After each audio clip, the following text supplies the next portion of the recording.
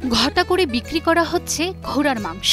শুনতে অদ্ভুত লাগলেও কেজি দরে প্রতিদিন বিক্রি করা হচ্ছে বিভিন্ন আকৃতির ঘোড়ার মাংস। সম্পূর্ণ গরুর মাংসের মতনই নাকি দেখতেও প্লাস খেতেও।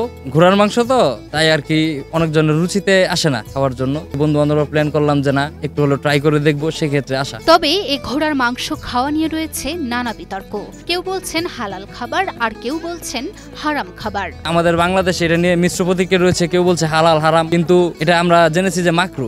সকল ইমামদের মতে এটা ঘোড়ার মাংস খাওয়া হালাল, গরু যেরকম হালাল ঘোড়ার মাংস খাওয়া হালাল। আর শুধু ইমাম আবু হানিফার মতে মাকরু।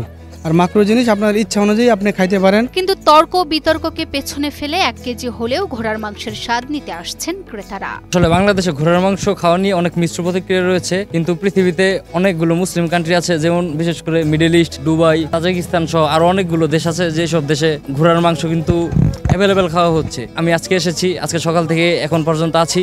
অন্তত 1 কেজি নিয়েও ট্রাই করার জন্য আসছিলাম আর আশ্বস্ত করা হয়েছে যে 1 কেজি করে অন্তত আমরা পাবো, তাই অপেক্ষায় আছি। লাল টকটকে এই মাংসগুলো দেখে মনে হবে এগুলো গরু বা মহিষের মাংস। গরু মহিষের মাংসের মতোই দেখতে এই মাংসগুলো যেন মন কেড়েছে সবার। দামের একটা স্বল্পতার বিষয় আছে, খাবারের একটা ভিন্নতা, চেকে নেওয়ার জন্য একটু আশা। স্বল্প কিছু নিয়ে আমরা দেখলাম স্বাদের কেমন ভিন্নতা, দামের স্বল্পতা আছে।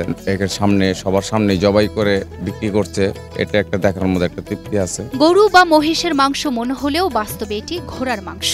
গাজীপুর মহানগরের হায়দ্রাবাদ এলাকায় শফিকুল ইসলাম ও নুরুল্লাহ মামুন নামে 2 বন্ধু ঘোড়ার মাংস বিক্রি করে সবাইকে চমকে দিয়েছেন।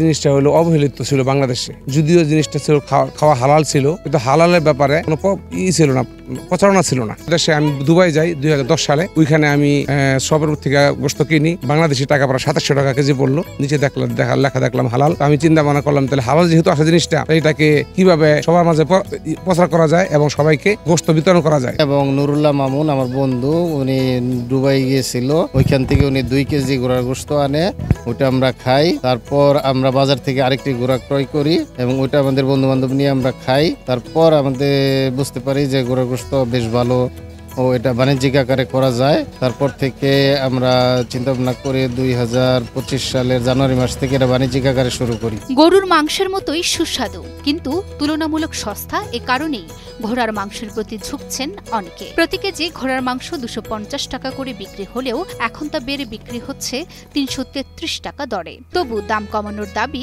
ক্রেতাদের। মাংসের দামটা বৃদ্ধি পাচ্ছে। আগে দামটা ছিল আপনার 250 টাকা, এখন মাংসের দামটা প্রতি কেজিতে 333 টাকা হয়েছে। চাহিদাটা বেশি হওয়ার কারণে দামটা বেড়ে গেছে। আমরা চাবো যে দামটা যাতে আগের জায়গায় ফিরে আসে। সেই 250 টাকা আমরা জানছি 250 টাকা হলে আমাদের জন্য ভালো হয়। প্রতিদিন হুমড়ি খেয়ে ঘোড়ার মাংস কিনছেন মাংসপ্রেমীরা। প্রথমবার ঘোড়ার মাংসের স্বাদ নিতেও আসছেন অনেকে। না, আমি আগে পরে কখনো খাইনি, তবে এবার ফার্স্ট ট্রাই করবো। আমরা আসছি এখানে এলো ঘোড়ার মাংস নেওয়ার জন্য, খুব ভিড়, এলো পাওয়া যেতেছে না। এখন একটা জবাই দিচ্ছে, পাওয়া যায় কিনা ইনশাল্লাহ দেখা যাক সামনে।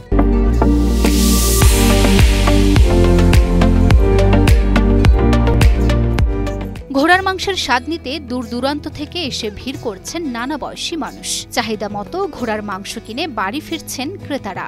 রাজেন্দ্রপুর থেকে আসছিলাম ঘোড়ার মাংস কেনার জন্য, কিন্তু এখানে এসে দেখি যে বিভিন্ন ধরনের বিশৃঙ্খলা। তারপরে আপনার আরো দেখলাম যে মানুষজন এসে ঘোড়ার মাংস না পেয়ে অনেকে চলে যাচ্ছে। এখানে দেখলাম নারায়ণগঞ্জ আরো বিভিন্ন জেলার লোক আসছে ঘোড়ার মাংস নেওয়ার জন্য।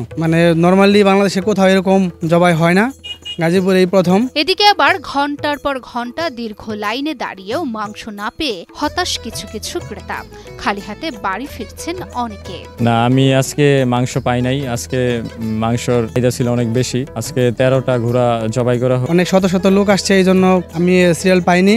আগামীকালকে জন্য সিরিয়াল দেওয়া হয়েছে। ঘোড়ার মাংস কিনতে প্রথমত অর্ডার করে টোকেন সংগ্রহ করতে হয়, এরপর টোকেন জমা দিয়ে চাহিদা মতো মাংস ক্রয় করতে হয়। গত সপ্তাহে আমি যেটা অনলাইনে ফেসবুকে দেখেছিলাম যে গত সপ্তাহে টিকিট সিস্টেম চালু ছিল না, কিন্তু আজকে সকালবেলা এসে দেখলাম যে আজকে নাকি টোকেন সিস্টেমটা চালু করছে। তাতে করে 180, 190 এরকম টোকেন বিক্রি করা হয়েছে। এলাকায় ঘোড়ার মাংস বিক্রি নিয়ে মিশ্র প্রতিক্রিয়া দেখা গেছে। কেউ কেউ একে অস্বাভাবিক মনে করলেও ধর্মীয় দৃষ্টিকোণ থেকে এতে কোনো বাধা নেই বলে জানান স্থানীয় মসজিদের ইমাম। সহিহ বুখারী হাদিস নাম্বার 5524, হাদিসের মান সহিহ। জাবির ইবনে আব্দুল্লাহ রাদিয়াল্লাহু আনহু থেকে বর্ণিত, তিনি বলেন, খায়বরের দিন রাসূল সাল্লাল্লাহু আলাইহি সাল্লাম আমাদেরকে গাদার গোস্ত খেতে নিষেধ করেছেন, কিন্তু ঘোড়ার গোস্ত খেতে অনুমতি প্রদান করেছেন। ঘোড়ার মাংস ব্যবসায়ী শফিকুল ইসলাম ও নুরুল্লাহ মামুন জানান, ভবিষ্যতে যেন কোনো ক্রেতাকে খালি হাতে ফেরত যেতে না হয় তাই করছেন বিশাল পরিকল্পনা। নেক্সট যখন আমি কাজ করব, আগেতে মোবাইল নাম্বার দিয়ে দেবো, ওরা ওই নাম্বার দিবে, আমি সিরিয়াল দিব। মানুষ যতগুলো সিরিয়াল পাই, আমি যদি 100 মানুষ হয় 100 মানুষ অ্যারেঞ্জমেন্ট রাখবো যাতে করে মানুষ এখান থেকে ফেরত না যায়।